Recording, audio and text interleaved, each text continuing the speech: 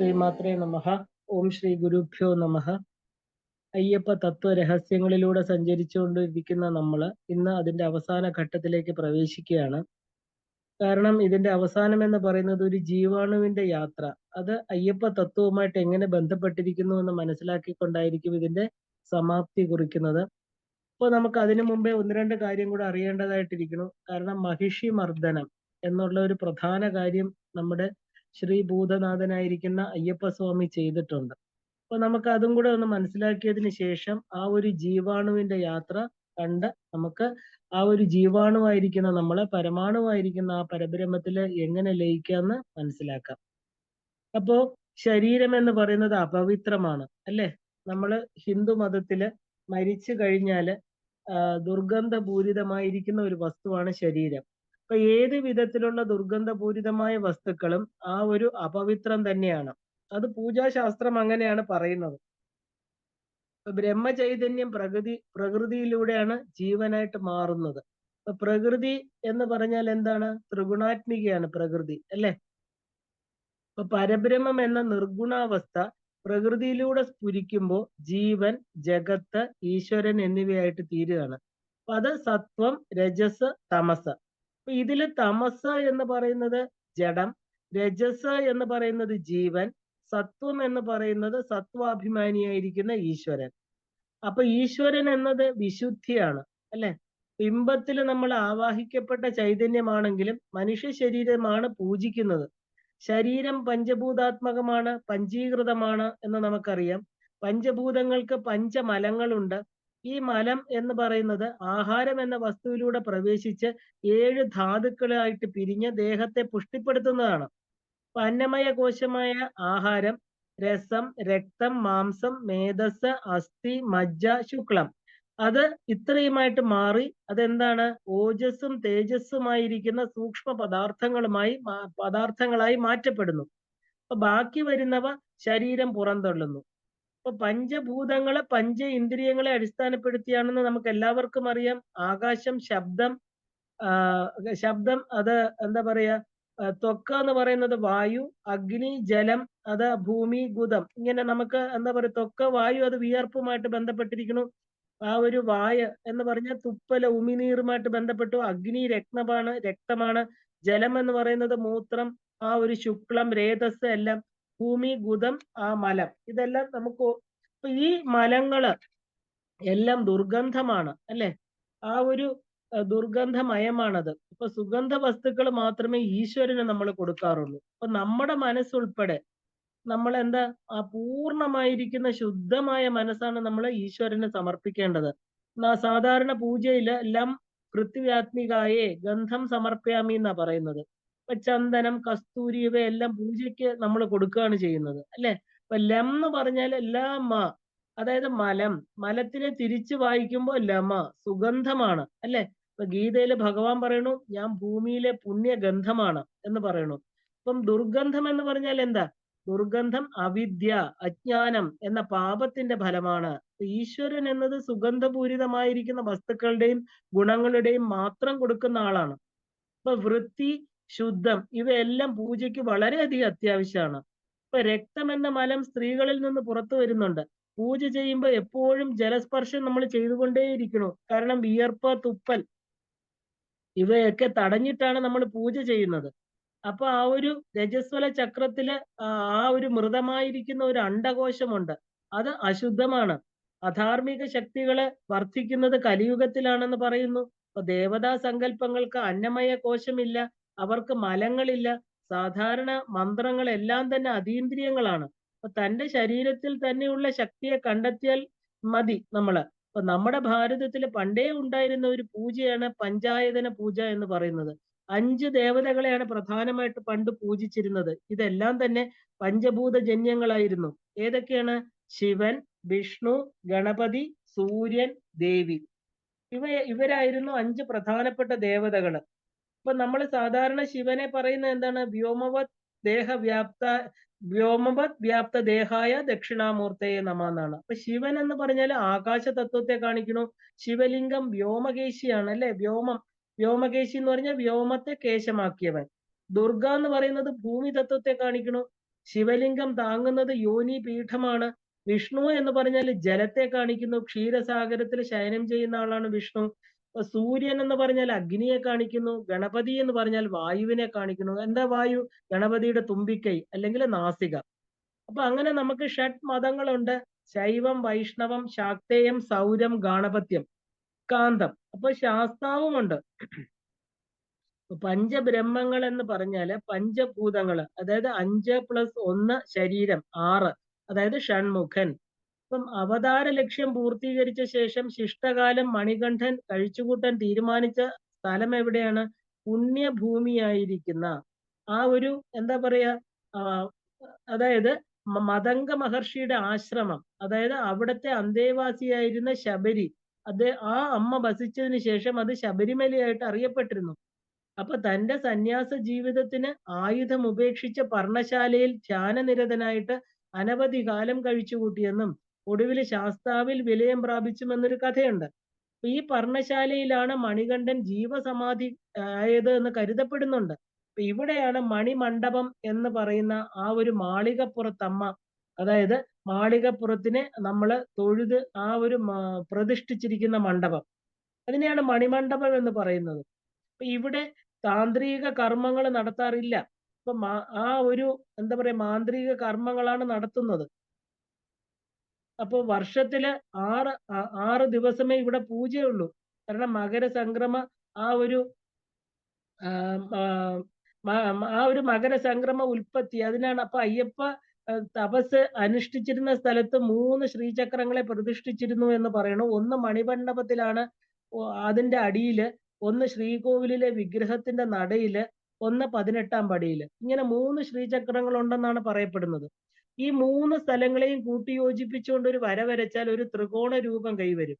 അപ്പൊ ശബരിമലയിലെ ഈ അഭൗമമായ ശക്തിവിശേഷത്തിന്റെ സ്രോതസ് ഇതാണ്. ദേവപ്രശ്നത്തിൽ തെളിഞ്ഞത് ഇത് തന്നെയാണ്. മാളികപ്പുറത്ത് അമ്മ ഇരിക്കുന്ന സ്ഥലത്തെയാണ് നമ്മൾ മണിമണ്ഡപം എന്ന് പറയുന്നത്. അപ്പൊ അയ്യപ്പൻ ശ്രീചക്രത്തിൽ ഭദ്രകാളി ഉപാസനയാണ് ചെയ്തിരുന്നതെന്ന് പറയപ്പെടുന്നു.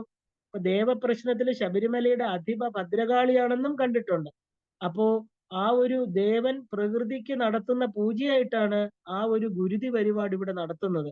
പണ്ട് മൃഗബലി വരെ ഉണ്ട് എന്ന് പറയപ്പെടുന്നു.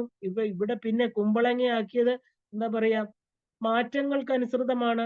ശബരിമലയിലെ പല ആപത്തുകളും ഈ ഒരു ഗുരുതി എന്താ പറയാ, ഈ മാർഗം, അതായത് ഗുരുതി നിർത്തലാക്കിയപ്പോൾ വന്നു ചേർന്നു. അതുകൊണ്ടാണ് നട അടച്ചതിന് ശേഷം പമ്പയില് ഗുരുതി ആരംഭിച്ചത്. അപ്പൊ നമുക്കിനി പ്രധാനമായിട്ട് ഈ മഹിഷി മർദ്ദനം എന്താണ്, ആരാണ് മഹിഷി? ഇപ്പൊ സ്ത്രീ ശരീരവും പോത്തിന്റെ തലയും ബുദ്ധിശക്തി നശിച്ച വ്യക്തിത്വത്തെയാണ് മഹിഷി എന്ന് പറയുന്നത്. കാരണം ആ ഒരു ബുദ്ധിമോശം, ശരി ഏത് തെറ്റേതെന്ന് അറിയാൻ പറ്റാത്ത അവസ്ഥ. ഇപ്പൊ കാമക്രോധ ലോഭ മോഹാദികൾ മനസ്സിനെ ബാധിക്കുമ്പോൾ എന്താണ് ശരി എന്താണ് തെറ്റ്, താൻ ചെയ്യുന്ന പ്രവൃത്തി എന്തെന്ന് പോലും അറിയാൻ സാധിക്കുന്നില്ല. വധം എന്നാല് ദുർവികാരങ്ങളിൽ നിന്ന് പുറത്തു കൊണ്ടുവരിക. അപ്പൊ ദത്തൻ എന്ന് പറഞ്ഞ ഒരു എന്താ പറയാ, ഒരു സന്യാസി, ഭാര്യ ലീല. അപ്പൊ ദത്തൻ തപസ് ചെയ്യുന്നു, ലീല കാമത്തോടുകൂടി അദ്ദേഹത്തെ സമീപിക്കുന്നു. പല പ്രാവശ്യം താക്കീത് ചെയ്തിട്ട് മനസ്സിലാകാതെ ലീലയെ ദത്തൻ മഹിഷകുലത്തിൽ ജനിക്കട്ടെ എന്ന് പറഞ്ഞ് ശപിക്കുന്നു. ലീല തിരിച്ച് ഭർത്താവിനെ മഹിഷമാകാൻ ശപിക്കുന്നു. അങ്ങനെ ഇരുവരും മഹിഷമായിട്ടും മഹിഷിയായിട്ടും മാറുന്നു, ജനിക്കുന്നു. അപ്പൊ ആ ഒരു കാമിയും ക്രോധിയുമായ ജീവിതത്തിൽ നിന്ന് മോക്ഷം അയ്യപ്പൻ മഹിഷിക്ക് കൊടുത്തു എന്ന് കഥ. അപ്പൊ മഹിഷാസുരനെ ദേവി ദുർഗയാണ് വധിക്കുന്നത്, അല്ലെ? മഹിഷാസുര മർദ്ദിനിയായിരിക്കുന്ന ദേവി. അപ്പൊ മഹിഷത്തിൽ നിന്ന് എന്താ പറയാ, ആ ഒരു മാളികപ്പുറത്തമ്മ പുറത്തു വന്നു. അപ്പൊ മഹത്തായ ഒരു പരിവർത്തനം, അതിനെയാണ് നമ്മൾ ഗ്രേറ്റ് ട്രാൻസ്ഫോർമേഷൻ എന്ന് പറയുന്നത്. ദൈവാനുഗ്രഹം കൊണ്ട് മാത്രമേ അത് ഉണ്ടാകുന്നുള്ളൂ. അപ്പൊ ആസുരിക ഭാവത്തിലുള്ള അസുരന്മാരെ നമ്മളെ കൊമ്പുകൾ, ദംഷ്ട്രം, ആ വളർന്ന നഖങ്ങൾ എന്നിവ കൊണ്ടാണ് ചിത്രീകരിക്കുന്നത്. അപ്പൊ തന്റെ ബുദ്ധി, നാവ്, കൈകൾ എല്ലാം കൊണ്ട് മറ്റുള്ളവരെ ദ്രോഹിക്കാൻ ഉപയോഗിക്കുന്നു. ചിന്ത, വാക്ക്, പ്രവൃത്തി, അവർക്ക് തത്വമസി മഹാവാക്യം അവർ കേട്ടിട്ട് പോലുമില്ല. അപ്പൊ ദേവന്മാർ എപ്പോഴും മറ്റുള്ളവർക്ക് അഭയവും വരദവും നൽകുന്നവരാണ്, അല്ലെ? അപ്പൊ കൊടുത്താൽ മാത്രമേ കിട്ടുകയുള്ളൂ. അപ്പൊ നമ്മൾ സാധാരണ ഒരു വരി കേൾക്കാറുണ്ട്, നമിക്കിൽ ഉയരാം, നടുകിൽ തിന്നാം, നൽകുകിൽ നേടിയിടാം. അപ്പോ എന്താ പറയാ, തനിക്ക് താനെ പണിവത് നാഗം നരകവും അതുപോലെ. വളരെ പ്രസിദ്ധമായിട്ടുള്ള വരികളാണിത്. എല്ലാം താൻ തന്നെ നിരന്തരം ചെയ്യുന്ന കർമ്മങ്ങളെ ആശ്രയിച്ചാണ് ഇരിക്കുന്നത്. അപ്പൊ അസുരഭാവത്തിൽ നിന്നും ദേവഭാവത്തിൽ എത്തിയാൽ മാത്രമേ നമുക്ക് ലോകാരാധ്യരായിട്ട് തീരുന്നുള്ളൂ. അപ്പൊ ശബരിമല എന്ന് പറയുമ്പോൾ മന്ത്രശാസ്ത്രപരമായിട്ട് നോക്കുകയാണെങ്കിൽ അഷ്ടവിധ മൈഥുന ത്യാഗം എന്ന ഭഗവാൻ എന്താണ് അവിടെ? നൈഷ്ഠിക ബ്രഹ്മചാരി അല്ലെ?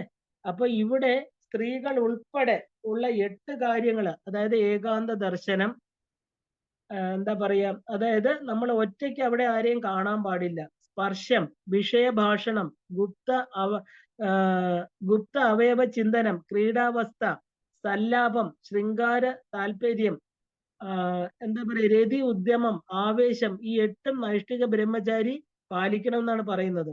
ഈ ഇനി മന്ത്രശാസ്ത്രപരമായിട്ട് ആ മുതൽ ക്ഷ വരെയുള്ള മന്ത്രമാണ് നമ്മൾ അക്ഷരങ്ങൾ എന്ന് പറയുന്നത് അല്ലെ, 51 അക്ഷരങ്ങള്.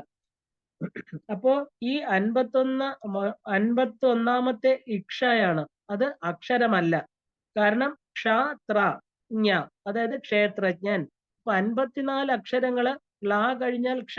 അപ്പൊ 10ാമത്തെ അക്ഷരം സംസ്കൃതത്തില് ഇല്ല. ല അല്ലെങ്കിൽ യ അല്ലെങ്കിൽ ക്ലീം, അതായത് ക്ലീം ഈം, അതായത് കാമരാജ ബീജം, ക്ലീം എന്ന് വരും അത്. അപ്പോ ആധാരം ആ ഒരു ഭൂതത്വം, ആനന്ദം, അഖണ്ഡബോധം, ആ കാമതത്വം അത് സ്ത്രീക്കാണ്. അതുകൊണ്ട് തന്നെ 10 മുതൽ 50 വയസ്സ് വരെ ഉള്ളവര് അവിടെ പ്രവേശിക്കാൻ പാടില്ല. നമ്മൾ സാധാരണ ചോദ്യം ചോദിക്കാറുണ്ടല്ലേ, എന്തുകൊണ്ട് സ്ത്രീകൾക്ക് പ്രവേശനം? ഇതാണ് ഇതിന്റെ മന്ത്രശാസ്ത്രപരമായിട്ടുള്ള അർത്ഥം. അതായത് ശരീരമാകുന്ന പ്രകൃതി കാമത്തിന് അടിമപ്പെടുന്ന കാലത്ത് ശബരിമലയിൽ കയറാൻ പാടില്ല. കാരണം അവിടെ ഇരിക്കുന്നത് ആരാണെന്ന് നമ്മൾ ചിന്തിക്കണം ഇല്ലേ? ആ ഒരു നൈഷ്ഠിക ബ്രഹ്മചാരിയായിരിക്കുന്ന ഈ പറയുന്ന ശ്രീ അയ്യപ്പനെ കാണാൻ പോകുമ്പോൾ നമ്മൾ എന്താ, പൂർണ്ണമായിരിക്കുന്ന ശരീരവും മനസ്സും അന്ധകരണ ശുദ്ധിയോടുകൂടി മാത്രമേ അദ്ദേഹത്തെ കാണാൻ പാടുള്ളൂ. ഇനി നമുക്കൊരു ജീവാണുവിന്റെ യാത്ര നോക്കാം. അത് അയ്യപ്പ തത്വവുമായിട്ട് എങ്ങനെയാണ് ബന്ധപ്പെട്ടിരിക്കുന്നത്? ഹരിഹരസൂതനാണ് അയ്യപ്പൻ. 18 പടികൾ കയറി ചെല്ലുമ്പോൾ നമ്മൾ കാണുന്നത് തത്വമസി എന്നുള്ള ആ വേദവാക്യമാണ്. അപ്പൊ നാം കാണുന്ന ഈ ദൃശ്യ പ്രപഞ്ചം ഈശ്വരനാൽ നിർമ്മിതമാണ് അല്ലെ? ഈശ്വരൻ തന്നെയാണ് ഈ കാണപ്പെടുന്നതെല്ലാം.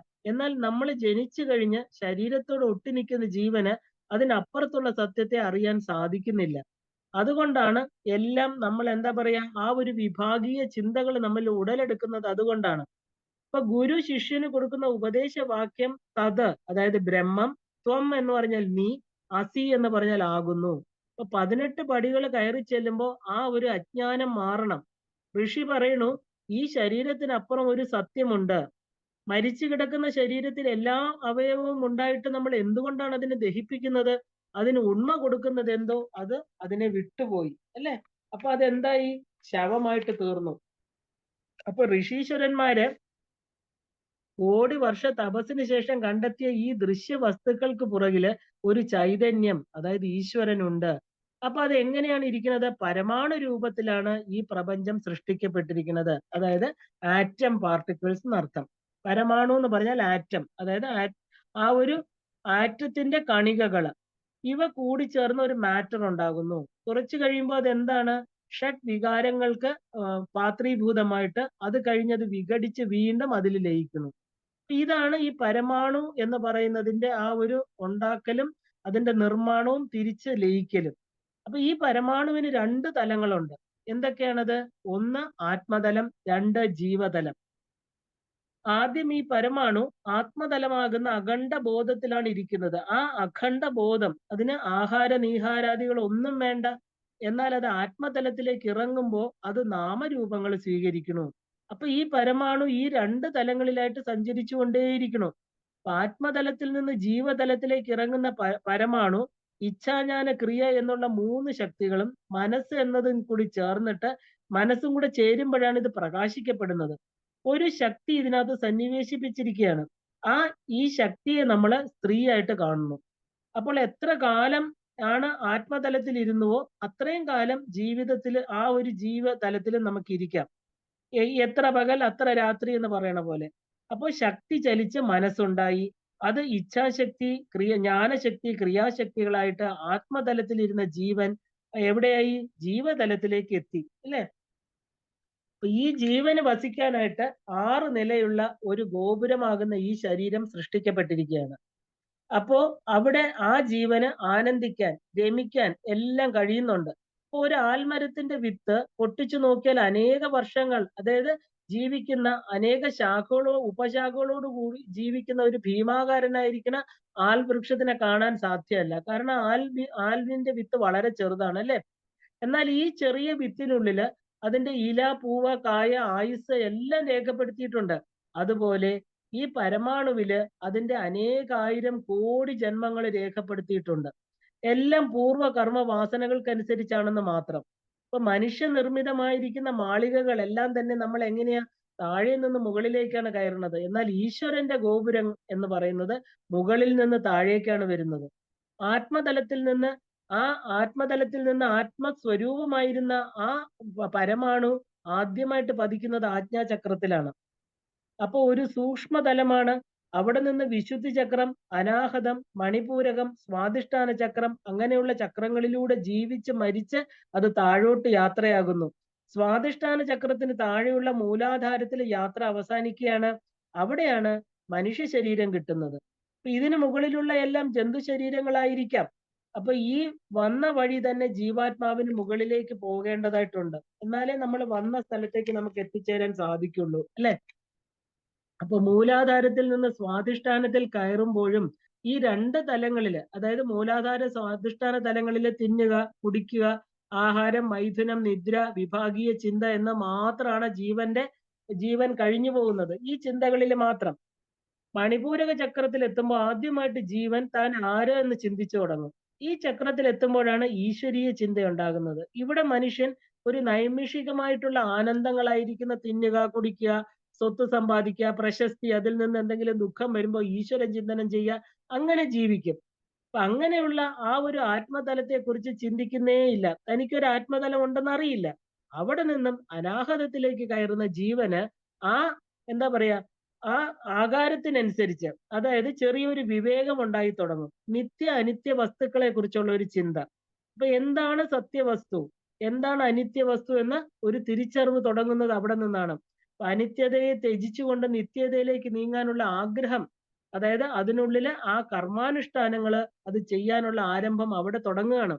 അങ്ങനെ അവിടെ നിന്നും വിശുദ്ധി, ആജ്ഞ തുടങ്ങിയ തലങ്ങളിൽ എത്തുന്ന ആ ജീവൻ ആ ഒരു ഉപാസ്യ ദേവതയുടെ താഴോട്ടുള്ള അനുഗ്രഹം ആർജിച്ച് വീണ്ടും അത് ആത്മതലത്തിലേക്ക് എത്തിച്ചേരണം. അവിടെയാണ് അതിന്റെ യാത്ര അവസാനിക്കുന്നത്. ഇതിനെയാണ് നമ്മൾ ജീവബ്രഹ്മ ഐക്യം എന്ന് പറയുന്നത്. അപ്പൊ ഈ യാത്രയ്ക്ക് ശബരിമലയുമായിട്ട് വളരെയധികം ബന്ധമുണ്ട്. അതൊന്ന് നമ്മൾ ബന്ധിച്ച് ചിന്തിക്കുകയാണെങ്കിൽ ആദ്യത്തേതിനെ നമ്മൾ അധോമണ്ഡലം എന്ന് പറയും. അവിടെ ഒരു സാധാരണ മനുഷ്യനായിട്ടുള്ള ജീവൻ ആ ഒരു വേദവാക്യമായിരിക്കുന്ന തത്വമസി ഉൾക്കൊണ്ടുള്ള യാത്രയാണ് ശബരിമല യാത്ര എന്ന് പറയുന്നത്. രണ്ടാമതായിട്ട് അപരമണ്ഡലം, അതായത് അനാഹത മണ്ഡലം. അതിനെയാണ് നമ്മൾ മധ്യമണ്ഡലം എന്ന് പറയുന്നത്. അത് എരുമേലിയിലെ അപരസ്ഥാനമാണ്. ഇനി അടുത്തത് ഊർധ്വമണ്ഡലമാണ്.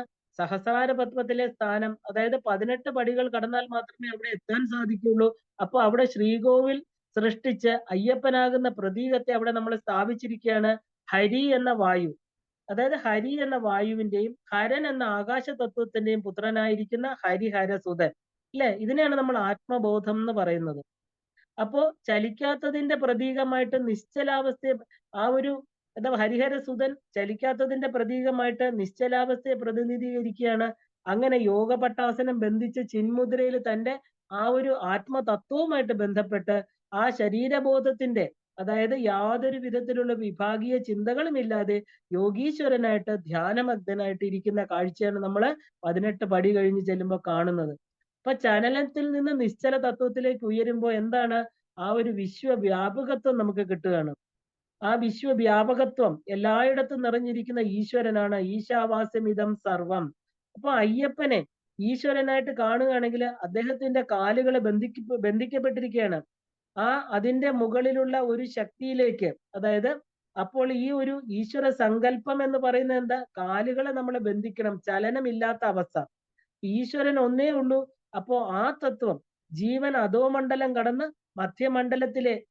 മധ്യമണ്ഡലത്തിലെത്തി അവിടുത്തെ വിഭാഗീയ മത കാമ ക്രോധ ദ്വേഷ വികാരങ്ങളെല്ലാം കീഴടക്കി അതിനുശേഷമാണ് ആ ഒരു എന്താ പറയാ മൂലാധാരം സ്വാധിഷ്ഠാനം, മണിപൂരകം എന്ന ചക്രങ്ങളെ നമ്മൾ എന്താ പറയുന്നത്? അവിദ്യാഗ്രന്ഥികൾ എന്നാ പറയുന്നത്. അപ്പൊ ആ അവിദ്യാഗ്രന്ഥികളെ എല്ലാം തന്നെ കടന്ന് എന്ന് പറയുന്ന അതിനെ ആ ഒരു അനാഹതത്തിൽ പ്രവേശിച്ച ആ ജീവന് നിത്യ അനിത്യ വിവേകം ഉണ്ടാകുകയും ആ നിത്യമായ ആ ഒരു എന്താ പറയാ നിത്യ ചൈതന്യമായിരിക്കുന്ന നിത്യമായതിനോടുള്ള ഒരു യോഗം ചെയ്യാനുള്ള ആഗ്രഹം ഉദിക്കുകയും ചെയ്യുകയാണ്. അപ്പൊ അതിലേക്ക് പ്രവേശിക്കുകയും ചെയ്യുന്നുണ്ട്. അത് നിത്യവസ്തുവിന് പോക്കും വരവും ഇല്ലെന്നും ആനന്ദമായിട്ട് ഇരിക്കാമെന്നും ആ ദേഹത്തിലിരുന്ന് നേടേണ്ടതാണെന്നും ഈ അറിവ് അതായത് ഈ എന്താ പറയുക ഈ അനിത്യം ആയ ശരീരത്തിൽ ഇരുന്നു കൊണ്ട് നിത്യമായ വസ്തുവിനെ നേടുന്നതാണ് അറിവ് എന്ന് ആ ഒരു എന്താ തത്വമസി മഹാവാക്യത്തിന്റെ പൊരുള് ആ ജീവന് മനസ്സിലാവണം. അപ്പൊ ഈ നിത്യവസ്തുവിനെ അറിഞ്ഞാൽ സദാ എപ്പോഴും അതിൽ യോഗസ്ഥനായിട്ട് ഇരിക്കാൻ നമ്മൾ ആഗ്രഹിക്കും അല്ലെ? അതിന് അനാഹതത്തില് ജീവൻ എത്തണം. ഇപ്പൊ ശബരിമലയെ സംബന്ധിച്ച് അപരസ്ഥാനം എന്നത് എരുമേലിയാണ്. വാവർ സന്നിധിയിൽ എത്തിയാൽ പിന്നെ പേട്ട തുള്ളുകയാണ്. എന്താണ് പേട്ട എന്ന് പറഞ്ഞാല്? കഴമ്പില്ലാത്തത് അല്ലെ? നമ്മള് പേടായിട്ടുള്ള തേങ്ങ ഉപയോഗിക്കാൻ കൊള്ളാത്തത്, അപ്പൊ കഴമ്പില്ലാത്തത്, അവിടെ തുള്ളുകയാണ് ചെയ്യുന്നത്. അപ്പൊ അർത്ഥശൂന്യമായിരിക്കുന്ന അതൊരു ഇന്നിപ്പോ അതിനെ നമ്മൾ എന്താ പറയുക, പേട്ടതുള്ളൽ എന്ന് പറഞ്ഞാൽ അർത്ഥശൂന്യമായിരിക്കുന്ന ഒരു നൃത്തമായിട്ട് മാറി. അവിടെ പറയുന്നത് എന്താണ്? അയ്യപ്പ നിന്റകത്ത് ഓം, സ്വാമി നിന്റകത്തോം, സ്വാമി നിന്റകത്തോം, അയ്യപ്പ എന്റകത്തോം. അപ്പൊ എല്ലാത്തിന്റെ ഉള്ളിലും ഓംകാരം എന്ന് പറയുന്ന പ്രണവ മന്ത്രമാണെന്നാണ് അവിടെ പറയുന്നത്. കാരണം ആ ഒരു മധ്യമണ്ഡലത്തിൽ എത്തിയാൽ ജീവന് മനസ്സിലാകും. കാരണം എന്താണ്? ആ വിശ്വമായിരിക്കുന്ന സാഹോദര്യം, ജാതി മത സ്ത്രീ പുരുഷ ചിന്തകൾക്ക് അതീതമായിരിക്കുന്ന സത്യത്തെ മനസ്സിലാക്കുകയാണ്. എല്ലാവരിലും നിറഞ്ഞ ആ ബ്രഹ്മസ്വരൂപമായിട്ട് തിരിച്ചറിഞ്ഞിട്ടാണ് എല്ലാവരിലും ആ ഓംകാരത്തെ കാണുന്നത്. സ്വാമി തിന്തകത്വം, അയ്യപ്പ തിന്തകത്വം എന്നാണ് അവിടെ പേട്ട തുള്ളുന്നത് അവരല്ലേ. അപ്പോ ആ ഒരു എന്താ പറയാ ആ മന്ത്രം, ആ പ്രണവ മന്ത്രം അറിഞ്ഞ ആനന്ദത്തിലാണ് അവർ പേട്ട തുള്ളുന്നതെന്ന് പറയാം. പേട്ട എന്ന് പറഞ്ഞാൽ ശരിക്കും പറഞ്ഞാല് ചേസിങ് എന്നാണ്. അതായത് തന്റെ ഉള്ളിലെ ഹിംസ്ര ജന്തുക്കളെ ഓടിച്ചിട്ട് എല്ലാം ഒന്നാണെന്നുള്ള തിരിച്ചറിഞ്ഞ അവസ്ഥയിലെത്തിയ ഒരാൾക്ക് മാത്രമേ 18 പടിയാകുന്ന ആ ദിവ്യ സോപാനങ്ങൾ കടന്ന് ഹരിഹര സുതനുമായിട്ട് യോഗം ചെയ്യാൻ, അതായത് വിലയം പ്രാപിക്കാൻ സാധിക്കുകയുള്ളൂ. ഈ തത്വമസി മഹാവാക്യം എന്ന് പറയുന്നത് ഇത് അറിയാനുള്ളതാണ് അല്ലെ? 1700 വർഷങ്ങൾക്ക് മുമ്പാണ് ഇത് സ്ഥാപിച്ചത്. 1200 വർഷങ്ങൾക്ക് മുമ്പാണ് നബി ജനിച്ചത്. അപ്പൊ അതിനുശേഷം ആണ് മുസ്ലിം സമുദായം ഉണ്ടായത് തന്നെ.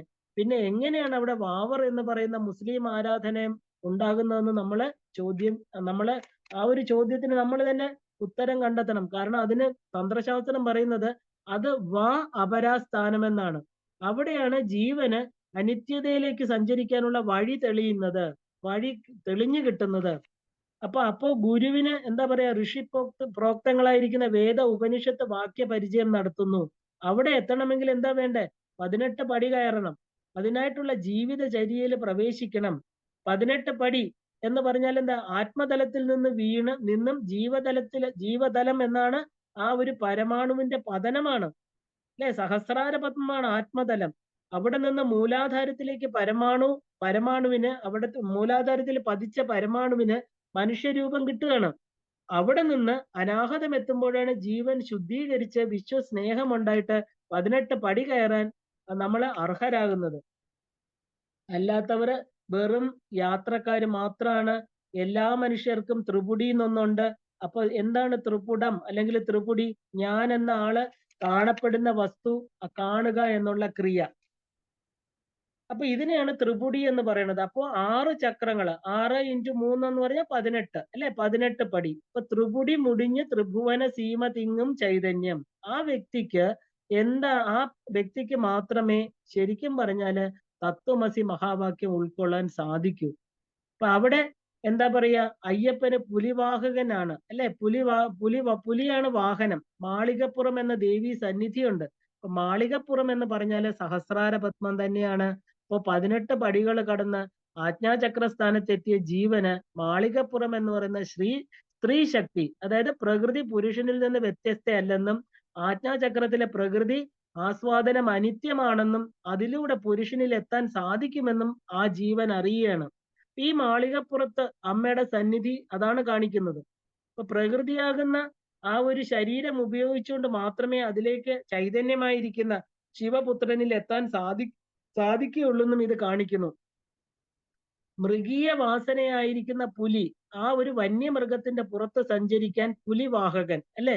ഇപ്പൊ സഹസ്രാര പത്മമാകുന്ന ശ്രീകോവിലിൽ എത്തുമ്പോൾ നമ്മൾ അന്വേഷിക്കുന്ന ഈശ്വരൻ, ആ ഒരു ദേവി അല്ലെങ്കിൽ ശിവൻ, അള്ള, ഏത് ജാതിയാവട്ടെ, എന്ത് തന്നെ ആകട്ടെ, അത് തന്റെ ഉള്ളിലാണ്, അഥവാ ഞാൻ തന്നെയാണ് എന്ന് അറിഞ്ഞ് ആ ഒരു ജീവ ബ്രഹ്മ ഐക്യം ഉണ്ടാവുകയാണ് അവിടെ ചെയ്യുന്നത്. സൃഷ്ടിയിൽ ആദ്യം മനസ്സെന്ന് പറയുന്ന ആകാശ തത്വമാണ് ഉണ്ടാകുന്നത്. അത് കഴിഞ്ഞ് വായു, അഗ്നി, ജലം, ഭൂമി, മനുഷ്യൻ, പക്ഷി, മൃഗാദികൾ, വൃക്ഷലതാദികൾ എല്ലാം ഉണ്ടാവണം അല്ലെ. ഇപ്പൊ ജീവൻ എന്ന് പറഞ്ഞ മൂലാധാരത്തിൽ നിന്നും അനാഹതമാകുന്ന വായു തത്വത്തിലെത്തുമ്പോൾ ആ തത്വം ആജ്ഞയാകുന്ന ഹരനാകുന്ന ആകാശ തത്വത്തിൽ ലയിപ്പിക്കുമ്പോൾ ഹരിഹരസുതനായിരിക്കുന്ന അഞ്ചിന്റെയും അപ്പനായി, അതായത് അയ്യപ്പൻ, അഞ്ചിന്റെയും അപ്പനെയാണ് നമ്മൾ അയ്യപ്പൻ എന്ന് പറയുന്നത് അല്ലെ. വായു എന്ന് പറയുന്ന വിഷ്ണുവാണ്, ഹരൻ സ്പേസ് ആണ് അല്ലെ. ചലനമില്ലാത്ത ഒരു അവസ്ഥയിലേക്ക് എത്തുകയാണ്. അപ്പോ ഒരു മനുഷ്യന്റെ കാലുകൾ ബന്ധിച്ച് പ്രതീകാത്മകമായിട്ട് ഒരു നിശ്ചലാവസ്ഥയെ കാണിച്ചു തരികയാണ്.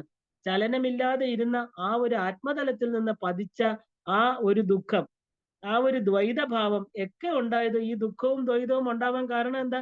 ആത്മതലത്തില് ആ നിശ്ചലാവസ്ഥയിൽ നിന്ന് ചലിക്കുന്ന രൂപത്തിലേക്ക് വന്നതുകൊണ്ട് മാത്രമാണെന്ന് തിരിച്ചറിയാണ്. അപ്പൊ അവിടെ എത്തിയപ്പോ ചലനമില്ലാത്ത ആത്മവസ്തുവിൽ യോഗം ചേർന്ന അവസ്ഥ ആ ജീവാണുവിന് ഉണ്ടാകുന്നു. അപ്പോ ആ ദ്വൈതഭാവം ഉണ്ടാക്കുന്ന, അതായത് ശരീരബോധം, അത് നഷ്ടപ്പെട്ട് ഞാൻ അതാണ് എന്നുള്ള ഒരു ബോധം ജീവൻ ഉണ്ടാകുന്നു. അപ്പൊ ഇത് തന്നെയാണ് ആ ഒരു എന്താ പറയാ ശബരിമല യാത്ര എന്ന് പറയുന്നത്.